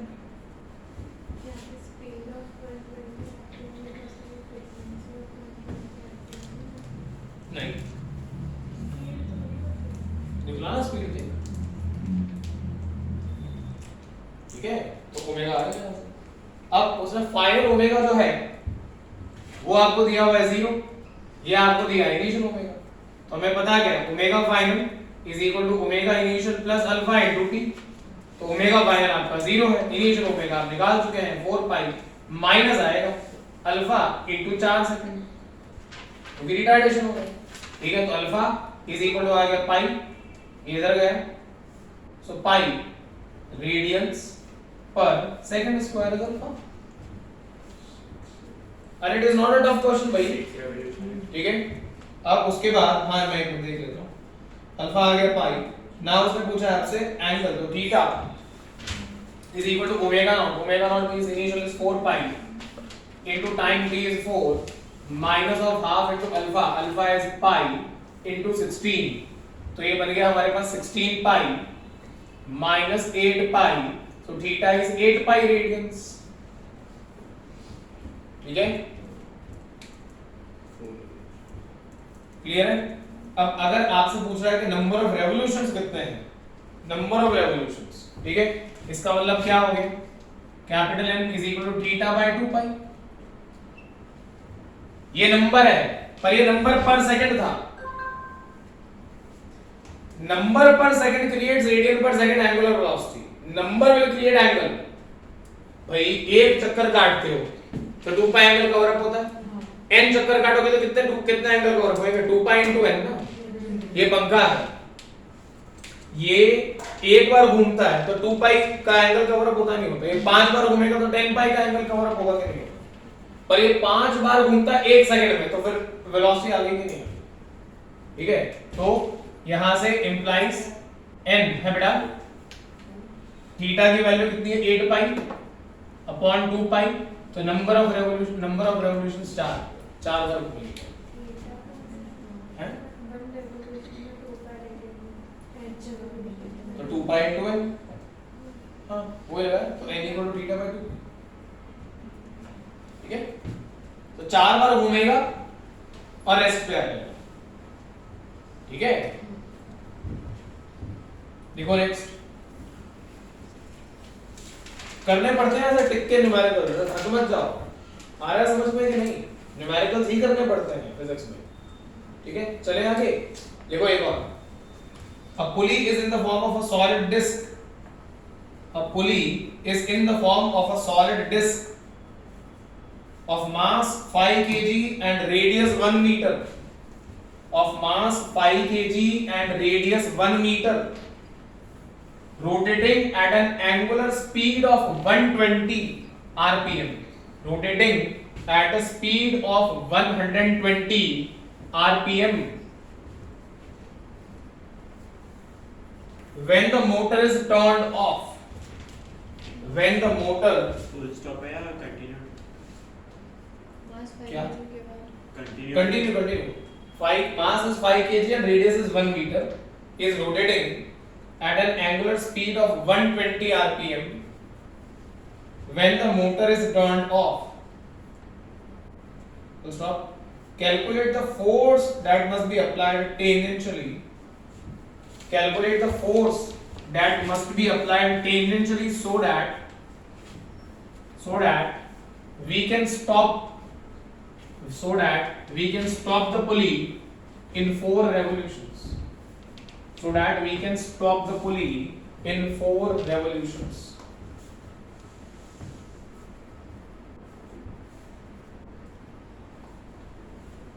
कहने का मतलब क्या निकला यहाँ पे? ये एक पुली है, आपने इसको यहाँ से सेंटर से फिक्स कर दिया लाइक दिस। ठीक है, अब ये जो पुली है इसको उन्होंने बोला कि पुली रोटेट कर रही है ओमेगा एटलेस, तो पुली इनिशियली ऐसे रोटेट कर रही है मान लो। ठीक है, ये इसका रेडियस हो गया, ये ओमेगा नॉट हो गया, घूम रही है, अल्फा भी है इसके पास तो अल्फा भी लगा दो जो भी। अब तुम क्या करोगे, इसको रोकना चाहते हो 4 रेवोल्यूशंस के अंदर अंदर या 4 रेवोल्यूशंस के बाद, तो तुम इस डायरेक्शन में फोर्स लगाओगे क्योंकि तुम्हारा सेंटर पॉइंट O के रिस्पेक्ट में r वेक्टर ऐसे बनेगा, तो r क्रॉस f तो पुली रुक जाएगी। तो आपको समझ में आना चाहिए कि फोर्स F कैसे लगेगा। ये मैंने माना है कि ओमेगा ऐसा क्लॉकवाइज दिया हुआ नहीं, अरे उल्टा मानोगे तो फोर्स इधर लगा देना, कोई प्रॉब्लम नहीं। Got it? 4 रेवोल्यूशंस में रोकना, f की वैल्यू कितनी होगी ये निकालना है। पहले वाले क्वेश्चन का बिल्कुल उल्टा question. 5 pi by 2 5 pi by 2 is correct, 2.5 pi correct, the answer is 2.5 pi। निकालिए 120 आरपीएम आपको दिया हुआ, तो फिर से ओमेगा नॉट आ जाएगा 4 पाई। 4 रेवोल्यूशंस आपको दिए हुए, मतलब थीटा दिया हुआ है आपको, 4 रेवोल्यूशन में एंगल कितना कवर अप करेगा 8 pi. Omega naught is equal to 2 pi into n के हिसाब से अगर मैं चलता हूं तो 2 pi into number of revolutions is 120, seconds में कन्वर्ट करना है इसलिए 60 इज इक्वल टू हो गया हमारे पास 4 पाई रेडियन पर सेकंड। ठीक है, ये आ गया ओमेगा नॉट। थीटा वो कह रहा है कि आपको 4 रेवोल्यूशंस में उसको रोकना है, तो कितना एंगल कवर अप होएगा 2 पाई इनटू 4। ठीक है, तो 8 पाई रेडियन का एंगल आप कवर अप करेंगे। अब उसने बोला अच्छा आपको रेस्ट पे लेके आना, तो फाइनल ओमेगा तो आपका 0 ही आएगा, तो 0 is equal to 4 pi minus alpha नहीं पता है इनटू टाइम t। ठीक है, कितने सेकंड पे रोकना कुछ दिया हुआ है। ओके, तो फिर इसको मत यूज करो, सो नो यूज, क्योंकि टाइम भी नहीं पता अल्फा भी नहीं पता। तो हम यूज कर लेते हैं omega square minus omega naught का square, v square minus u square is equal to 2 into alpha into theta, ये कर लो। ठीक है, तो ओमेगा आपका 0 है माइनस ओमेगा नॉट आप निकाल चुके हैं 4 पाई का स्क्वायर। ठीक है, is equal to 2 into alpha. Alpha हमें फाइंड करना है, थीटा की वैल्यू हमारे पास है 8 पाई। चलो आ जाओ, तो अल्फा आएगा यहां से कितना 4 पाई इनटू 4 पाई, तो एक 4 पाई को काट के इसको 2 कर लो 4, तो अल्फा आपके पास फिर से माइनस पाई रेडियंस पर सेकंड स्क्वायर आएगा। ठीक है, पूरा प्रॉपर बता रहा हूं, कोई दिक्कत है तो पूछ लो। ठीक है, तो अल्फा आपके पास आ गया इतना, torque is equal to i into alpha, लगा दीजिए r क्रॉस f करके, खत्म। Torque is equal to r into f into sin theta is equals to i into alpha. ठीक है, f की वैल्यू पूछी हुई है शायद आपसे, i आप जानते हैं हमारा स्क्वायर बाय 2 बनेगा, वैल्यू पुट कर दीजिए आंसर आ जाएगा। अल्फा निकाल चुके।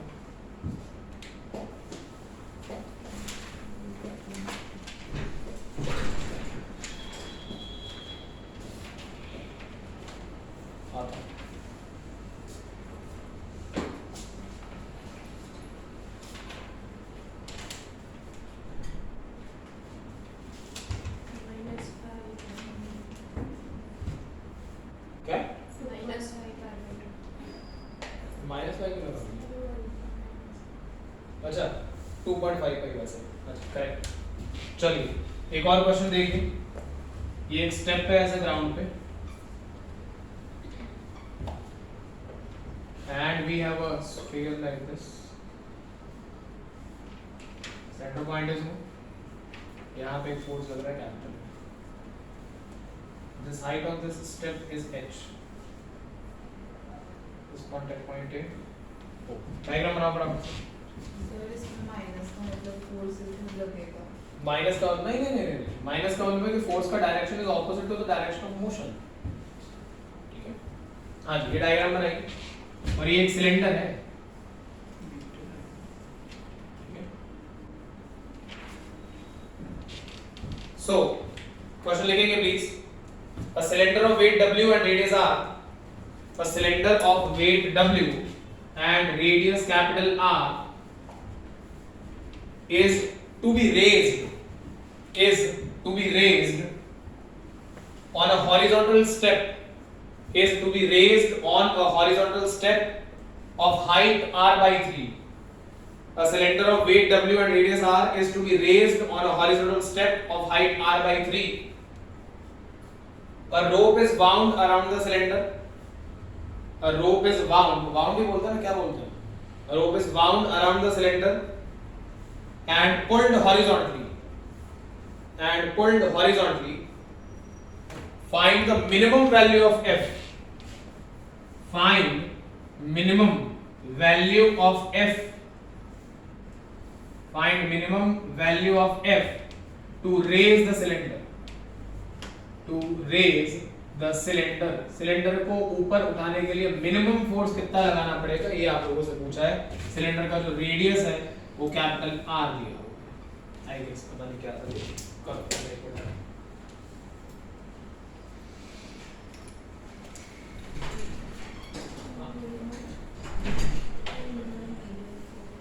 ये क्या है?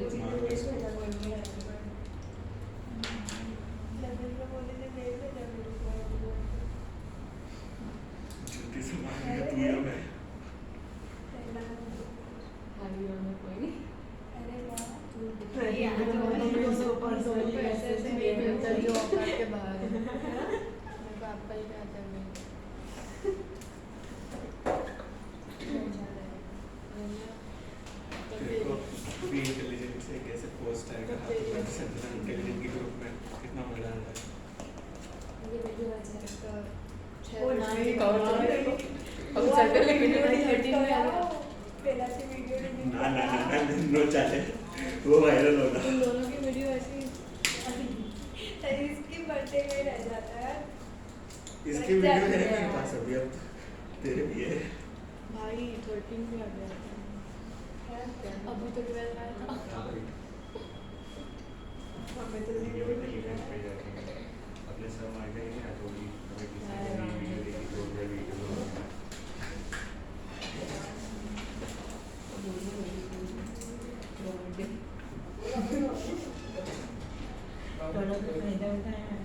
हाँ जी क्या हुआ आंसर?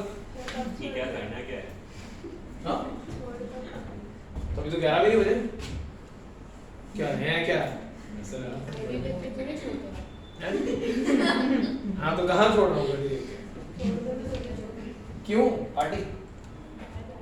हम पार्टी कर रहे हैं मैं जा रही हूँ भाई। तेरे भाई और तू अकेली मतलब कहाँ घर वालों के साथ?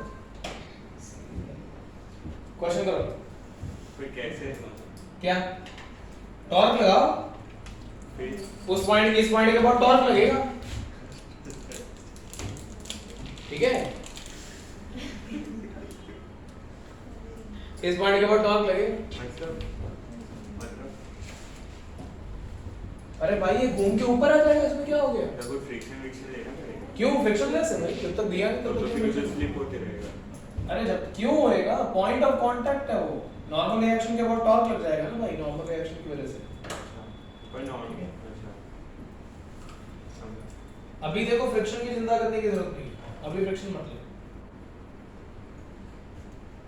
सब प्रैक्टिकली सोच रहे हैं। हाँ बेटा प्रैक्टिकली आएगा होल्ड कर रही उसको रोलिंग मोशन में आएगा फ्रिक्शन बिना फ्रिक्शन के ऊपर क्यों चढ़ी उधर ही कंट्रोल कर। क्वेश्चन में लिखा है देयर इज नो स्लिपिंग ठीक है फ्रिक्शन के बिना बिना से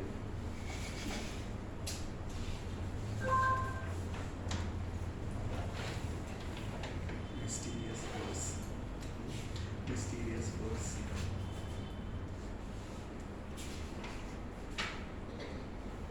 अरे 2r h पे एक टॉर्क लगा दो और w का r दूरी पे एक टॉर्क लगा दो l दूरी पे एक टॉर्क लगा दो हो गया और क्या करोगे नहीं आ रहा समझ यार इतने क्वेश्चन करने के बाद ये नहीं आ रहा तो कर इसने तो करवाया इतने क्वेश्चन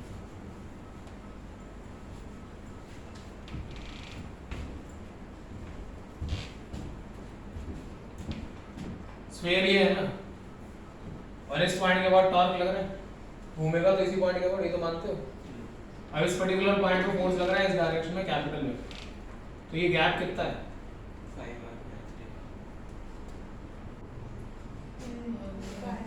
अच्छा तो आप उसकी फॉर्म में बोल रहे हो फाइन चलो भाई πr/3 ठीक है ये πr/3 होगी तो इसको O पॉइंट कर दिया और ये इसका सेंटर पॉइंट होता और इसका क्या नाम है स्फीयर का या सिलेंडर का जो भी तो नीचे की डायरेक्शन में इसका वेट लगता है W ठीक है तो फोर्स वर्टिकल लग रहा है तो डिस्टेंस ये लेना पड़ेगा यहाँ से लेके यहाँ तक ये R तो ये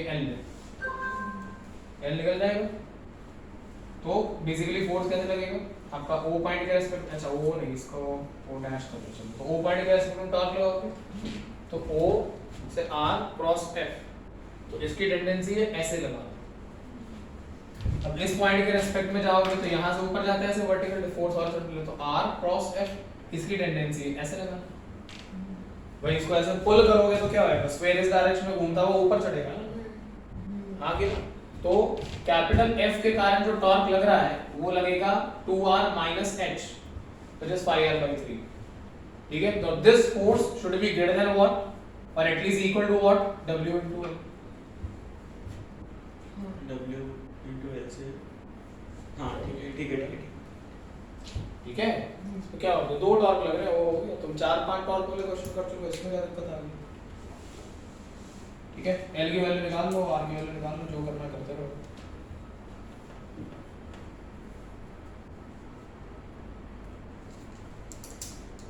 L तो निकल जाएगा है ना ओके तो इस ऊपर लग रहा है तुमने जिस पॉइंट के अबाउट हम लोग देख रहे वो हमने वहाँ पे क्यों रखा वापस बोलो O डैश बीच है O को हमने इधर O को उधर क्यों रखा क्योंकि इस पॉइंट के बाद टॉर्क लग रहा है ना इस this is the axis about which this sphere will come है ना अच्छा वो मैंने नाम में गलती कर दी आप इसको O डैश कर लीजिए ऐसा इसको O ठीक है आ गया समझ में चलिए पुट करके बताइए f की मिनिमम वैल्यू कितनी आएगी f की मिनिमम वैल्यू आनी चाहिए w/√5 ये क्वेश्चन हो जाना चाहिए था तुमसे यार इसमें है नहीं कुछ मतलब ये इक्वेशन तुमसे बदलना नहीं चाहिए थी कुछ भी नहीं O पॉइंट के बाद निकालना भाई अगर मैं इसकी वजह तुम्हें एक ऐसे ये डायग्राम देता, ये ऐसे गोला बना के कहता कि एक फोर्स इधर लग रहा है, एक फोर्स इधर लग रहा है, ठीक है, और एक फोर्स जो है वो यहाँ नीचे लग रहा है ऐसे, और इस पॉइंट के बाद टॉर्क निकाल दो, तो निकाल नहीं लेते? इसमें और उस क्वेश्चन में क्या फर्क है ना? सिलेंडर देखे तो ये नहीं कि आई निकालना पड़ जाएगा या पंगे लेने पड़ जाएंगे, कुछ नहीं करते। वैल्यू r√5/3 है किसकी? L। हाँ जी करेक्ट है, √5r/3।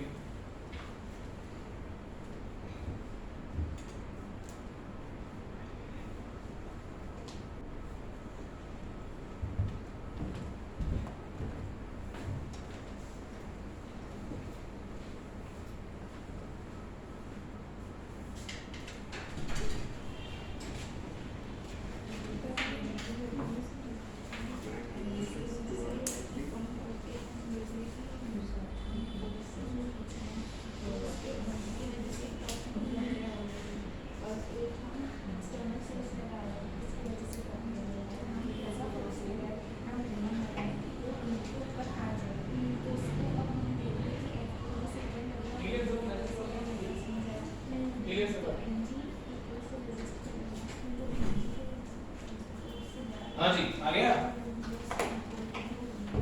W/√5 आ गया, आ गया ओके। अब ऐसा क्वेश्चन हो जाने से ध्यान रखिएगा, ये बाद में बहुत सारे क्वेश्चन आएंगे ऐसे, ये पैटर्न आपके लिए इंपॉर्टेंट है। So minimum value is W/√5, ठीक है।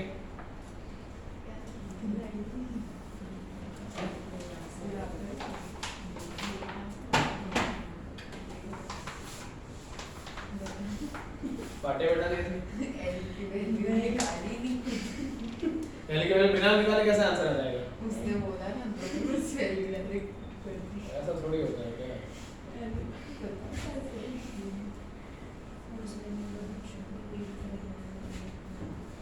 चले आगे,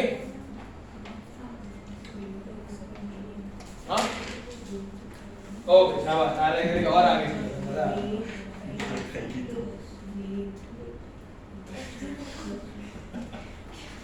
लिखो एक बार, क्या हो गया आशी? लिखो, वो खाना नहीं खा के आएगा अभी। अरे क्या रेसलिंग चल रही है? कुछ नहीं के बाद कौन से ऑक्सीजन का प्लीज करवा दे, तू तो उठा उठा के फेंक गई। प्रीत खंजर निकाल। खंजर नहीं, वो मारना थोड़ी है, रेसलिंग करती। ओके लिखे एक और, Two men ओलंपिक्स में है क्या? ओलंपिक्स में है क्या रेसलिंग? 2 मेंस आ जा रहे हैं, सर L की वैल्यू बताओ। √5/5 नहीं यार, क्या हो गया रुको, आ तो गया। ये 5r/3 है और ये 2r है, अगर सब्ट्रैक्ट करके देखा। ओके तो लिखे 2 men support a uniform rod of mass m and length L. 2 men support a uniform rod of mass m and length L at the ends. If one of them suddenly withdraws, एकदम से हट जाता है तुमके पास, withdraws, find the force exerted by the rod on the men. अब ये मत कहना sir कौन सा वाला जो भाग गया वो, कि जो खड़ा है नीचे वो। Find the force exerted by the rod on the men. First A part. By the rod on the man. First part. Immediately after withdrawal. B part. When the rod makes an angle theta with the vertical. Immediately after withdrawal. B part. When the rod makes an angle theta with the vertical.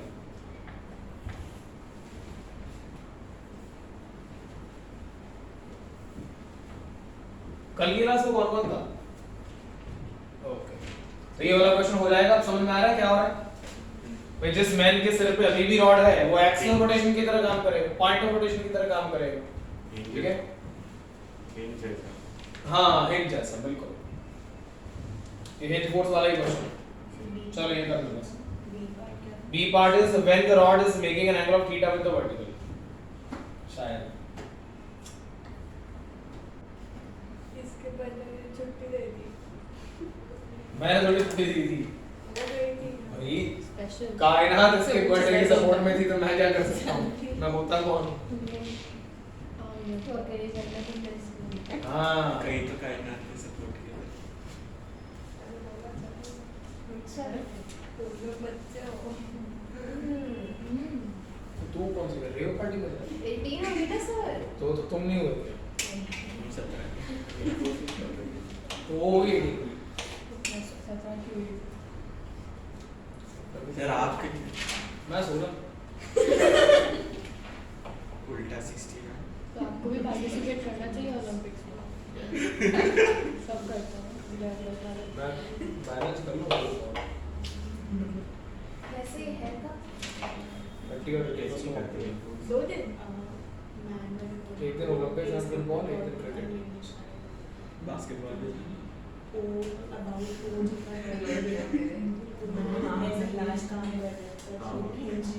कल इतना बेचैन क्यों कोई कब छोड़ेगा ये, कब छोड़ेगा, कब मैं बर्थडे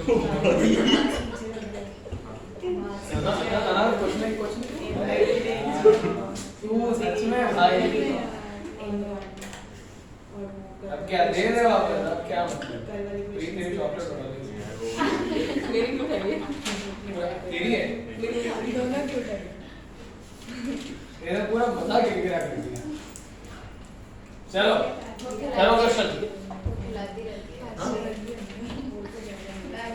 अरे हमारा क्वेश्चन कर लो वापस से। चलो तो क्वेश्चन में कह रहा है कि भाई ये एक रॉड है, रॉड का लेंथ और मास मान लो कैपिटल एम और एल, और यहाँ पे एक भाई साहब को खड़े, दूसरा वाला तो निकल लिया, ठीक है? क्या बेटा खुशी mg/4 गर्दन से हाँ mg/4 ठीक है कर दो।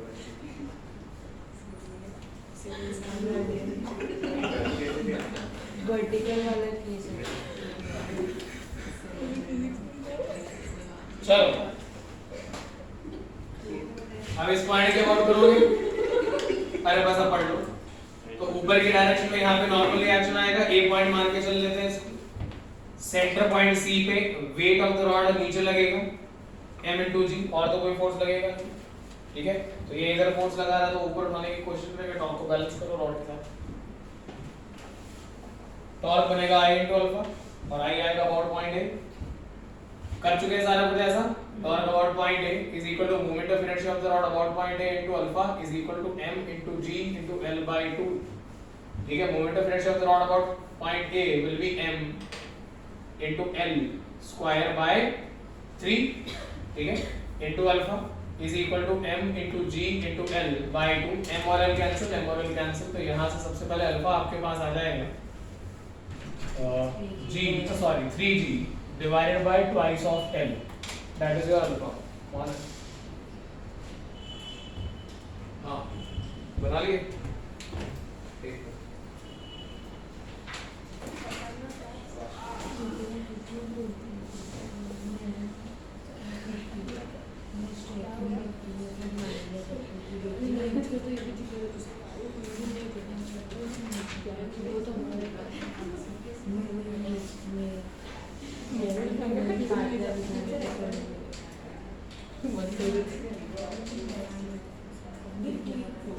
Physics boards, chemistry boards, bio test.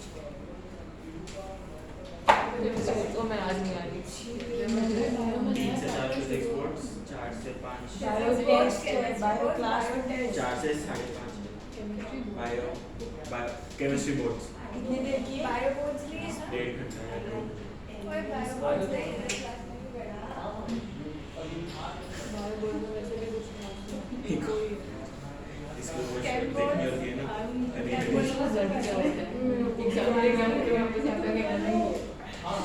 क्या बंदा सिर्फ ऐसे ना ओके चलिए तो अल्फा आ गया हमारे पास। अब और क्या पूछा था उसने? पहले क्वेश्चन में क्या पूछा था? इमीडिएटली बिना फोर्स लगे। ओके तो टॉर्क की इक्वेशन से वो बन गया, तो mg minus normal reaction at a, mg minus this is equal to the net force ma और एक्सेलरेशन टेंजेंशियल होगा। टेंजेंशियल एक्सेलरेशन किसके बराबर होता है? अल्फा r के अल्फा इनटू r। क्या? टेंजेंशियल एक्सेलरेशन किसके बराबर होता है? अल्फा इनटू r या अल्फा बाय r। ओके तो mg minus normal reaction obviously at point a is equal to m into alpha into r। Alpha की value put कर दीजिए, nra की वैल्यू निकाल दीजिए, हो गया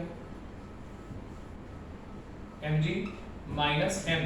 now what is alpha? Alpha is this, तो 3g/2l, ठीक है, तो 3g/2l into radius, radius is r/2, ठीक है, सॉरी रेडियस इज l/2, हां l/2, ठीक है। चलो देखो कितना आ रहा है यहाँ से।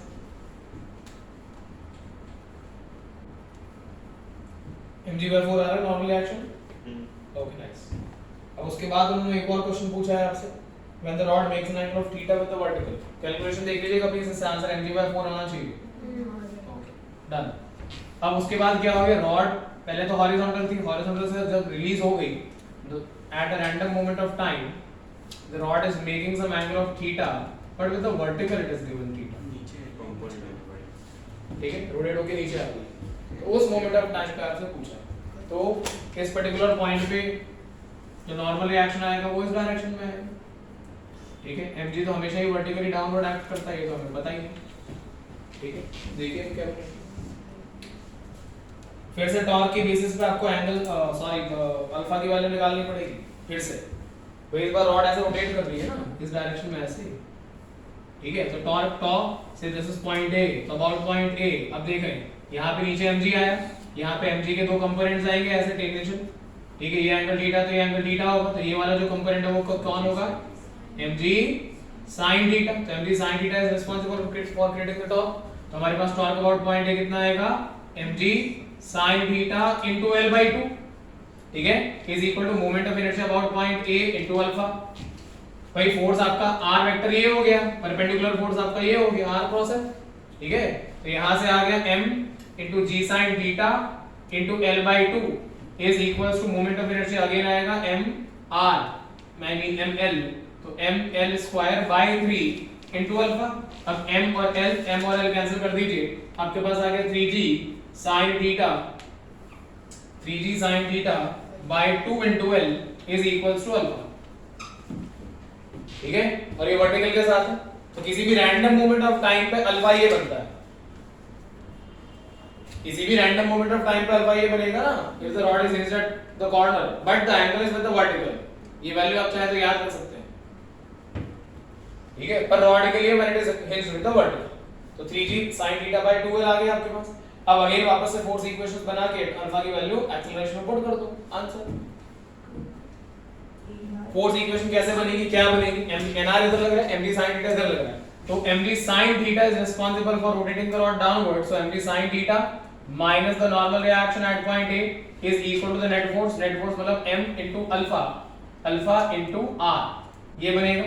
तो यहां से आपके पास आएगा mg sin theta minus m is m, alpha is 3g sin theta by 2l, so alpha is 3g sin of theta divided by 2l is equals to m, sorry, is equals to sir into l/2, nra। हाँ क्या? Into l/2, l/2, ठीक है, वही आया, मतलब mg sin theta by 2। हाँ mg sin theta by 4, यही answer है आपका इससे यहाँ पे निकलेगा। nra is equals to m into g sin theta by 4, ठीक है। चलो इतना ही रखते हैं आज।